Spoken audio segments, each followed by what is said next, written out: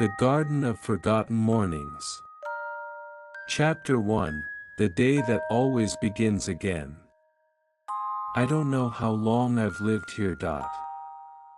In this quiet little cottage at the edge of a garden that never dies, where the flowers always seem to be mid-bloom, and the sun rises at the same soft angle every morning. Every day begins like this. I open my eyes to the rustling of leaves outside my window. A warm golden light slips through the curtains, and for a moment, I lie very still, listening. There's no urgency, no alarm. Just the gentle rhythm of birds somewhere in the trees and the hum of time moving forward. I don't remember yesterday, not truly. There are impressions, like watercolors on a page that was once wet and has now dried. I can sense that something happened, but the details are always just out of reach. No names.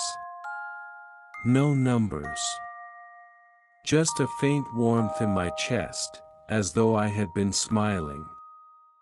That's usually my first clue, the feeling I wake up with. Today, it is calmness. A quiet sort of joy. The kind that lingers at the end of a peaceful dream you don't quite remember. I sit up in bed. The sheets are light and cool, scented faintly with lavender. There is a notebook resting on the nightstand. It's open to a page that says in round, careful handwriting, "Good morning. This is your home. You are safe." There's a drawing underneath it. A simple sketch of the garden just outside, the same tall sunflowers, the twisted little plum tree, the cobblestone path that leads to the pond. Someone has colored it in with soft pencils. The strokes look familiar. There are more pages after that. Gentle notes from myself to myself. Don't worry about what you've forgotten. Today will take care of itself. Your name is whatever you want it to be today. Follow the music if you hear it. I read them slowly, savoring the words like sips of warm tea. They soothe something deep inside me, something that might have stirred in confusion or fear. But nothing ever panics here. Not really. The forgetfulness is not a loss. It is space. A kind of clean slate. I dress in the clothes laid out for me. A pale blue shirt. Loose trousers. Comfortable, soft to the touch. There's a basket by the door, and inside are a few things I must have prepared yesterday: an apple, a folded note that says, "Try sitting by the pond today," and a harmonica. The harmonica feels worn, but its shape is comforting in my hand. Outside, the world welcomes me. The garden is alive with morning. The air is thick with the scent of honeysuckle and damp earth. Bees drift lazily between blossoms. I walk barefoot on the path, my toes brushing the dew that clings to the stones. Every color seems a little more tender, a little more kind. There is no one else here, and yet I never feel alone. Sometimes I hear laughter, far away, like it's being carried by the wind. Or I see the impression of footprints beside my own on the dirt path. Once, I found a teacup left on the garden bench, still warm to the touch. Whoever it was, they leave only echoes, and they never feel like strangers. At the pond, I sit. The surface is glassy and still, reflecting the soft shapes of clouds overhead. Dragonflies skim its edges. I place the harmonica gently to my lips and play a few notes. They are quiet and searching, like fingers reaching in the dark for something remembered. And as I play, something does stir. A small memory, a flicker of laughter. My own. Sitting here before, perhaps many times. Maybe even yesterday. A sense that I am always rediscovering myself through small, familiar joys. A petal falling onto water.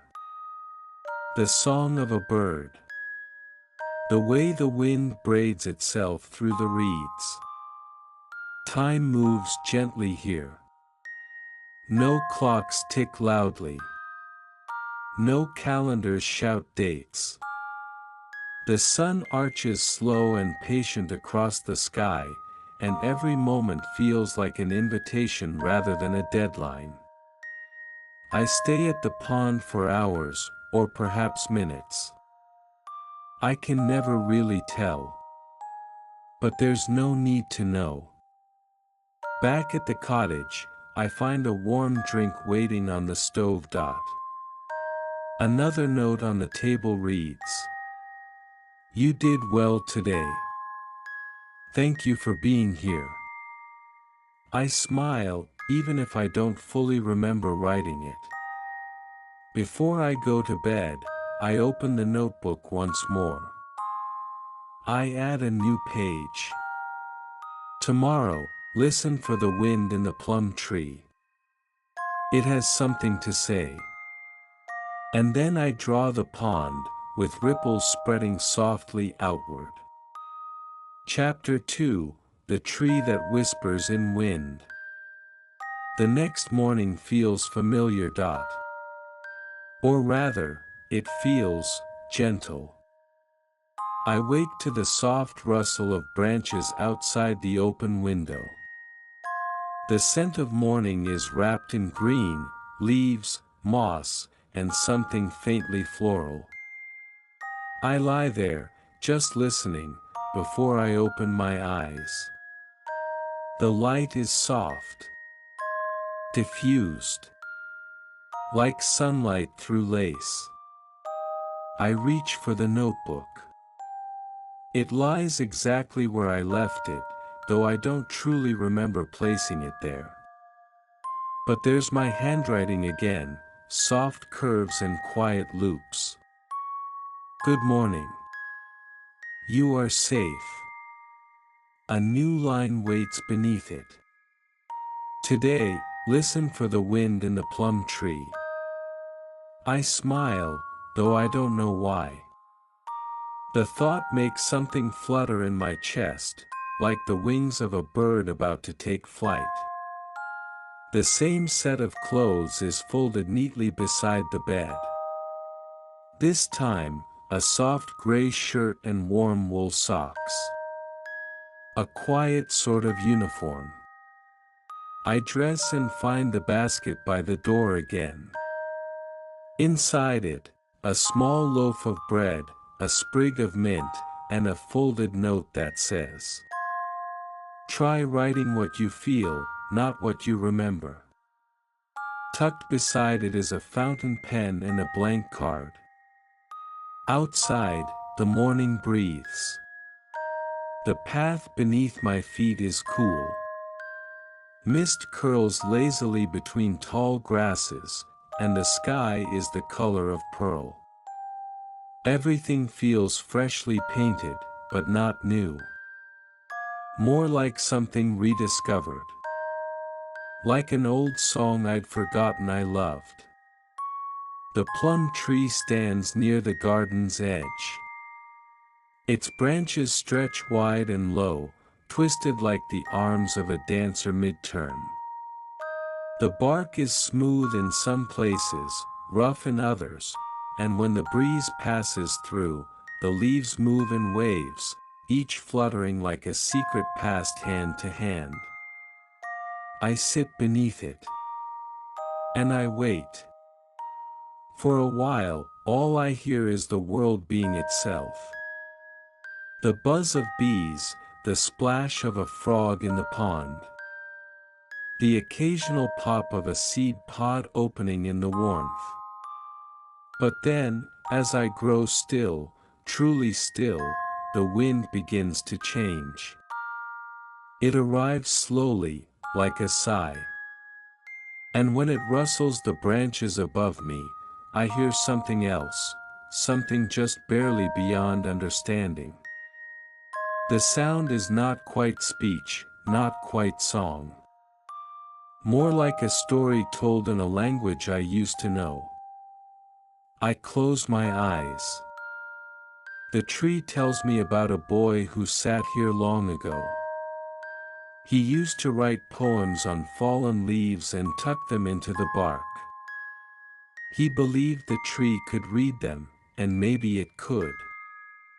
The boy would hum as he wrote, and the melody floats back to me, note by note, carried on the breeze. Was that boy me? It's hard to say. But the thought makes my heart feel full and soft. I take the blank card from my pocket and begin to write. Not a journal, not a letter. Just, feeling. A moment held still in words. I write about the way the wind feels like it's made of music, and how the plum blossoms open like shy smiles. I write about a bird I saw, perched high and golden, singing to no one in particular. I don't sign my name. I don't need to. Instead, I place the card in a nook of the tree's bark, beneath a curl of moss. A gentle offering. A thank you. I lie back and watch the branches overhead move in gentle patterns. A spider spins a web between two thin twigs, delicate as breath. The world does not hurry. And so, neither do I. By afternoon, the mist has lifted. Sunlight pools around the tree, dappling the grass in scattered coins of gold. I wander toward the pond, where a family of ducks drifts lazily, the smallest one trailing just behind, like a thought not yet spoken. There's a bench now, one I don't remember placing. But it's smooth and worn and perfectly situated beneath a willow whose branches curtain down like falling threads. I sit and let the silence surround me. In the hush, I play the harmonica again. A slow tune. Low and wandering. It feels like memory, though not one I can name. Later, back inside the cottage, the stove holds another gentle drink, steeped herbs and honey. A folded napkin has a message embroidered along its edge. You listened well today. It makes me want to cry, though no sadness touches me. Only gratitude. A vast, quiet gratitude that fills the spaces where memory might have been. I return to the notebook and write again. The tree speaks in wind, and I heard it today. It told me a story I didn't need to understand, only feel. That was enough. Then I draw the shape of the plum leaf. A single curve. A soft line. Chapter 3, The Mirror That Never Shows the Same Face Twice. This morning, I wake with the softest thought, I wonder who I'll be today. Not in fear. Not with confusion. But with the same curiosity one feels when discovering a seashell with strange markings, or hearing the echo of a song they don't remember singing. The light in the room is gentler than before. A kind of silver glow, like dawn pressed through silk. The notebook is there, as always, its pages open and waiting. Today's message is short. There is a mirror in the west room.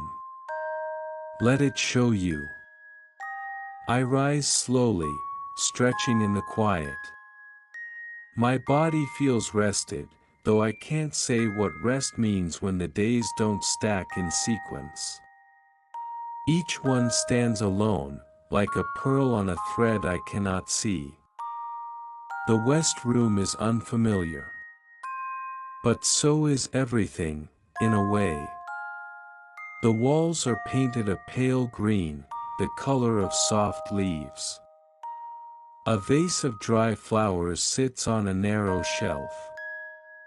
The scent of old wood and lavender lingers in the air. And there, against the far wall, is the mirror. It is tall, oval, framed in a twisting vine-like wood dot. It hums with something I cannot name. When I step in front of it, I see myself dot. But not exactly. The reflection shifts slightly, as if it's deciding what to show me. My face remains, but it softens, reshapes. Sometimes the hair is shorter. Sometimes longer. The eyes sometimes hold a memory I don't recall having. Sometimes, they shimmer with the quiet knowledge of a life lived deeply, even if I can't grasp it. The mirror doesn't lie dot. It just offers possibilities. I reach out, fingers grazing the cool surface, and the image shivers like a ripple across still water. For a moment, I glimpse myself with a paintbrush in hand. Another version shows me sitting by a fire, wrapped in a deep red cloak, humming a lullaby I somehow know the melody to. None of them feel wrong dot. None of them feel entirely right. I don't need to choose. I leave the mirror as I found it, and step outside, where the morning is quiet and slow. The garden is changing again, though the changes are subtle. The roses have shifted color, blushing a shade deeper. The moss underfoot is thicker, springier.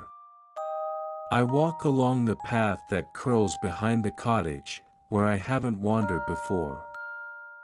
There, nestled between two low hills, is a small circle of stones. They form a perfect ring, like a forgotten gathering place. In the center stands a chair made of driftwood, shaped like it's been carved by time and wind. On the seat is a piece of folded cloth and a note pinned with a smooth stone. You wore this once, and you will again. I unfold the cloth. It's a scarf, deep blue with faint gold threads woven through. It smells like rain and something older. As I place it around my neck, something within me hums, faint but warm, like recognition brushing past. I sit in the driftwood chair and close my eyes. The wind is softer here, a whisper among the grass. And in that stillness, I begin to imagine. I imagine lives I may have lived dot. Not in sharp detail, but in feeling. A baker, shaping bread with laughter dot. A traveler, cradling a journal full of sketches dot. A quiet soul who sat beneath the stars, naming constellations they believed they'd invented. Each life drifts in and out like breath. Not tethered to memory, only to mood dot. And then, with great gentleness, one more arrives. It's me. As I am Dot. Sitting here. And somehow, that one feels the truest of all. When I return to the cottage in the afternoon light, I pass the mirror again. This time, I pause just briefly. The reflection meets my eyes and does not change. I nod to it. It nods back. Later, I sip a warm drink by the window and open the notebook once more. The page tonight says, "There are many ways to be you. Each one is honest. Each one is whole." I write back.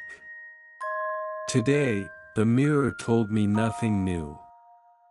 But it reminded me of what I already carry. And then I draw a face. Not exact. Just an outline. Enough to remember tomorrow, if tomorrow wishes. Chapter 4, The Library of Unwritten Days. It began with a door I hadn't noticed before. Nestled beside the kitchen shelf, where yesterday there had only been a wall, now stood a wooden door painted in soft ivory. It wasn't locked. No handle either, only a small indentation, as if it waited to be touched with curiosity, not force. Above the door, a note hummed like a leaf caught mid-fall. Not everything you forget is lost. I pressed my palm to the indentation, and the door eased open. Inside, the air was different. Cooler. Filled with the scent of parchment, dust, and lavender wood smoke. I stepped into a round room, larger than the cottage could possibly contain. Shelves lined the curved walls, stretching high and filled with books of every kind, tall, narrow, square, wrapped in silk, leather, paper, and twine. None of them had titles. The spines were blank, but beautiful. And somehow, familiar. I walked slowly, listening to the quiet hum of the space. The floor beneath my feet was soft, like worn carpet or thick moss.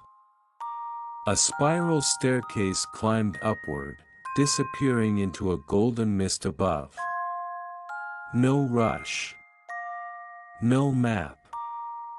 I reached for a book with a green ribbon around it. Inside, the pages were filled not with words, but with images, dreamlike scenes painted in delicate ink, a girl placing her hands on a rain-warmed window, a man asleep under a willow tree, a kite caught in a cloud. None had names. None had dates. But as I turned the pages, I felt a tug in my chest. These weren't written stories. They were almost stories. Possibilities, maybe. Or memories that never fully formed. Things that might have been, or once were, and simply drifted free of time. I sat on a velvet cushion that seemed to rise from the floor to meet me, and began reading. Some books sang as I opened them. Not loudly, just a faint hum, like a lullaby sung to the silence. One book was filled with pressed flowers, each one labeled not in words but in feelings. The day I watched the sky turn violet, the time I waited without knowing why, the warmth of being understood without speaking. Another book had only a single page, and on it, a phrase. You found joy on a day you didn't think you would. I closed the book slowly, hands resting on the cover for a while. I wandered deeper into the library.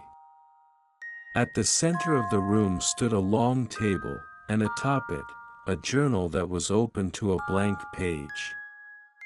Next to it, an inkwell and a pen waited patiently. A sign beside the journal read, "Here you may write what the day didn't ask of you." I sat. At first, I didn't know what to write. Not because I had nothing to say, but because the silence had already said so much. Still, I let the pen guide me. I wrote about the mirror, and the scarf, and the sound of wind moving through the plum leaves. I wrote about how the harmonica sang better when I didn't try to lead it, only followed. And then I wrote. Today, I didn't need to remember. I only needed to notice. I placed the pen down gently. The ink shimmered briefly, then soaked into the page like a sigh. Somewhere above, a bell chimed. A low, warm tone. It echoed through the shelves, softening the air. The golden mist on the staircase cleared just enough to see another floor, books there too, floating gently, unbound. Some danced in small spirals, as if delighted to be seen. Others hovered quietly, waiting. I didn't climb. Not yet. Instead, I lay down on the soft floor, beneath a cluster of shelves shaped like trees, their wooden limbs holding volumes like fruit. I looked up through the canopy of pages and listened to the quiet. A rustle here. A turn of a page there. The room breathed with memory, not rigid, not perfect. But lived. When I finally rose, the day had grown dim. I stepped back through the ivory door, which closed behind me without sound. The kitchen was warm, the smell of herbs and fire lingering in the air. On the table was a teacup. Steam curled softly above it, and beneath it, a slip of paper. Thank you for remembering the things that never needed to be remembered.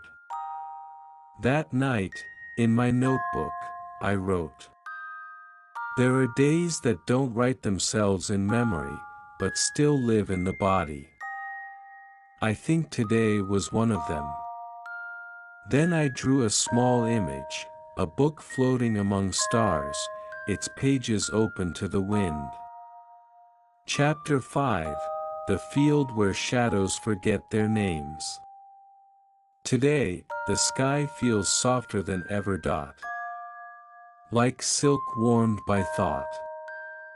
I wake slowly, not because I'm tired, but because the morning is kind. It doesn't tug or demand. It arrives gently, with pale light and the scent of something blooming, perhaps jasmine, perhaps something older, less nameable.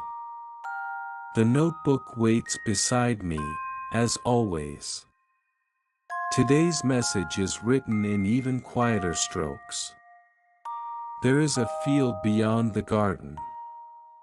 Walk until you no longer cast a shadow. I blink at that. The idea sounds strange, even impossible. But here, such words never frighten me. They open a door in the mind, not in the world. I dress in loose linen and soft shoes. The air has that quality of not being quite awake yet. The birds are slow in their songs, and even the wind seems to tread softly. Outside, I pass the plum tree, now scattering its blossoms like snow. Beyond the pond, I find a path I hadn't noticed before. Narrow. Grass padded. lined with stones smoothed by time.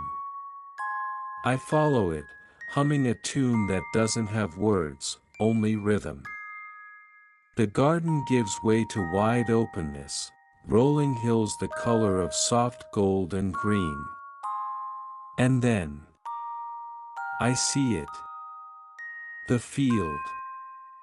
It stretches endlessly, a gentle sea of silver grass that shimmers even without sun. There is no fence, no sign. Just the sense that one has crossed into a place where things are remembered differently. I step in. The first thing I notice is the silence. Not an absence of sound, but a fullness of it.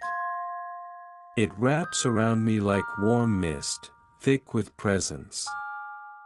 The grass brushes against my legs, and I feel it acknowledge me, as though it has long known I would come. I keep walking. And as I walk, I glance to my side and realize I cast no shadow. The light is all around, but directionless. No sun, no source. Just radiance. I pause. Lift my hand. Still, nothing on the earth mimics me. At first, the realization unsettles something deep in me, some instinct that expects reflection, contrast, form. But then a calm follows, soft and persuasive. Perhaps in this place, I don't need to be reflected to exist. Perhaps I can simply be. I sit in the grass, and it leans in toward me. I close my eyes and feel its whisper. Memories, not mine and yet familiar, drift into me. A child laughing as they chase a ribbon through a meadow. A quiet afternoon lying on a blanket, watching clouds that resemble faces not yet met. Hands cradling warm tea beside a fire that has long since burned out. They arrive like shadows of feelings, not vivid enough to hold, yet too tender to ignore. I begin to wonder if this field gathers the forgotten edges of us. The gestures we never repeated. The names we stopped using. The dreams we let fall quietly between one breath and the next. I lie down. The grass makes room for me. Above, the sky is pale as pearl. No clouds. No birds. Just open stillness. I imagine that if I spoke here, my words might fall to the ground like petals and root themselves as flowers.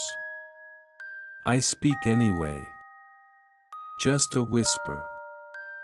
Even if I forget you, you are not gone. I'm not sure who I'm speaking to. Maybe to the moments I never got to know deeply. Maybe to someone I once were. Maybe to someone I may become again. A breeze passes. It doesn't carry scent or sound, only a softness that settles over everything like understanding. I begin to hum again. This time, the harmonica is not in my hands, but I don't need it.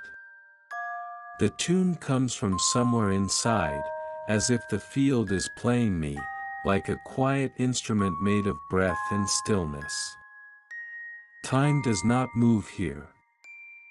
Or if it does, it moves in circles, or spirals, or not at all. Eventually, I rise. I walk back, though no path has been marked. The field seems to know where I need to go. As I step toward the edge, I catch a glimpse, just for a moment, of my shadow returning. Thin, quiet, shy. It touches the ground like a question. I smile at it. At the cottage, the stove is lit once more. A small dish of dried fruit rests on the table, beside a folded square of fabric with delicate embroidery, a single silhouette of a figure with no name, and underneath it, the stitched phrase. Even the things you forget still remember you. In the notebook, I write. Today I was not followed by myself. And still, I felt entirely whole. I draw a single stalk of silver grass. Then close the book. Chapter 6, The Day That Waits Beyond Memory. This morning, I wake with no questions. Not because I have all the answers, but because I've come to understand they're not necessary here. The world meets me like an old friend, quiet, without surprise, without expectation. The air is soft and clear. There is a sense that something is coming to rest. Beside me, the notebook lies closed. That's new. Instead, there is only a single card resting on the cover, written in the same careful hand I now recognize as mine. You don't need to remember. You only need to arrive. I rise slowly, as though waking from a long dream inside a longer dream. The cottage is filled with light, the kind that makes edges melt.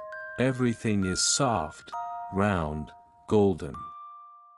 The corners of the room feel like they've been smoothed by kindness. The door is already open. The breeze flows in. And I follow it. I pass the garden, the plum tree, the pond.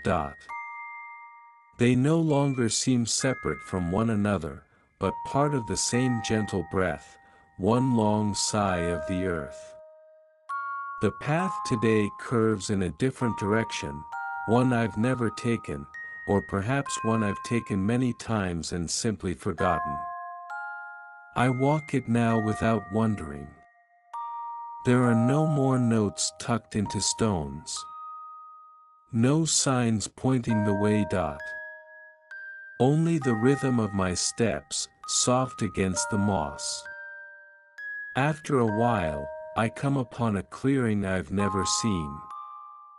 At its center is a chair.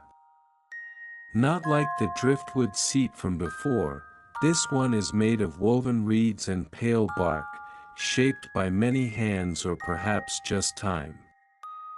A shawl rests across the back, and beside it, a small journal. A new one. Its cover is blank. I sit. The silence here is not empty. It's complete. I open the journal. The pages are all blank. Not ominous. Just ready. Ready for anything. Or nothing at all. I place my hands on it and close my eyes. What drifts into me is not memory, not in the usual sense. It's something quieter.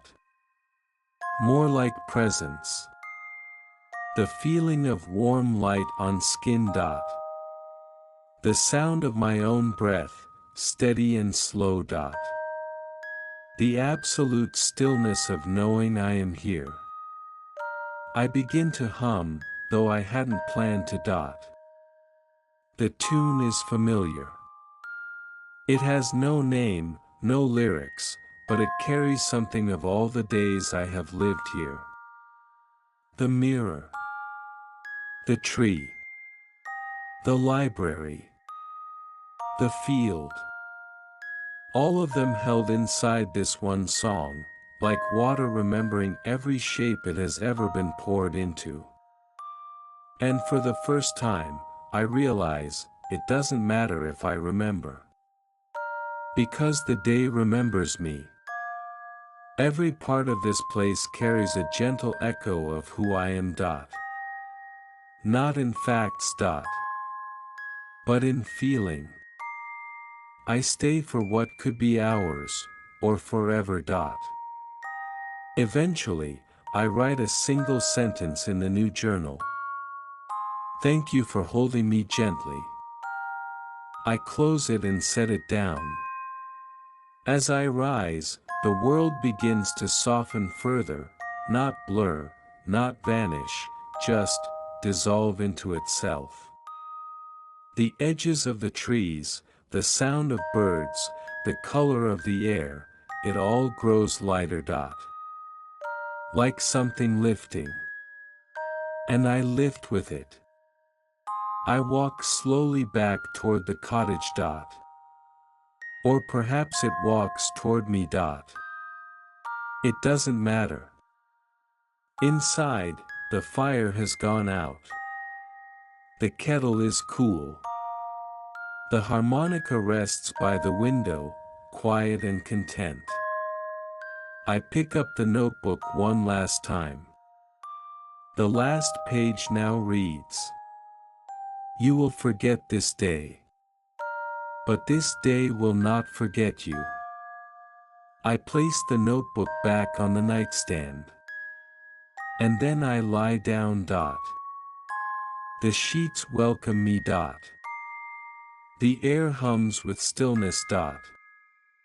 Everything feels complete. And in that soft, golden quiet, I let the day end. Epilogue, where the days go when we let them go. There is a place beyond the last page of a story. Not quite an ending. Not quite a beginning. Just a lingering. And in that place, I find myself again. I don't know how many mornings I've woken here.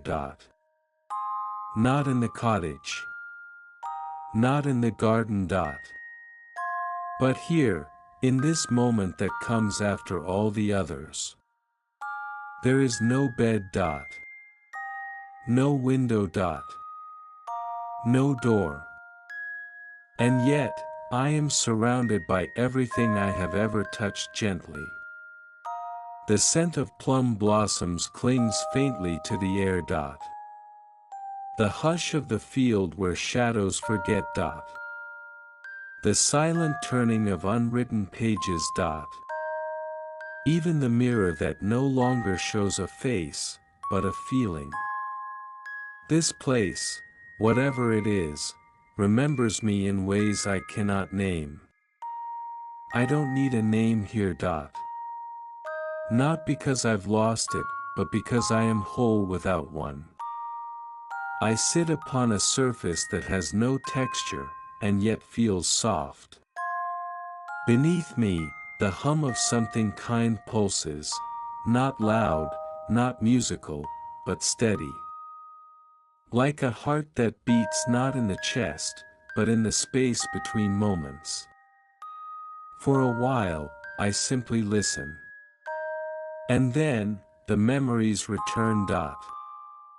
Not all at once. Not completely. They arrive like mist, like petals, like the soft drift of seeds in a summer breeze. They are not in order. And they don't need to be. I see the plum tree, and the way it bent in the wind, speaking without words. I feel the way the harmonica warmed to my touch when I played without knowing what came next. I recall the mirror, how it showed me not who I was, but who I could have been, who I might yet become. Each scene plays inside me, not on a screen, not as recollection, but as presence. As if I am still there. As if I never left. But I know I did. And still, This place has followed me. There is no fear in this realization. Only peace. The kind that does not depend on understanding, but simply on being. I find that I am holding something. It is a lantern. Small. Wrought of metal and glass, delicate as breath. Inside it, there is no flame, only a soft glow, like the last light of dusk reflected in still water. It warms my hands. It weighs almost nothing. Etched into the handle is a phrase. For what was never forgotten, only quiet. I rise. There is no path ahead of me. Only a space that feels like walking forward. And so I walk. Each step does not carry me away from the story, but deeper into it. The world shifts around me, not changing, but deepening. It's as though everything I've ever known here, garden, mirror, field, library, is being folded inward, like pages being pressed into a single book. Not closed. Just gathered.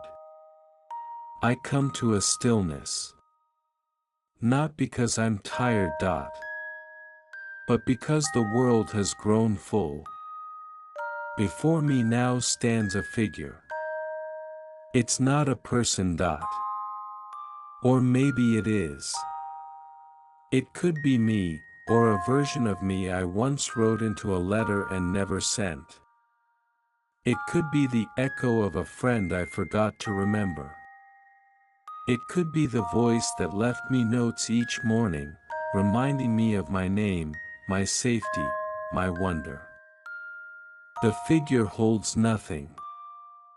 Says nothing. But I understand. This is not a goodbye.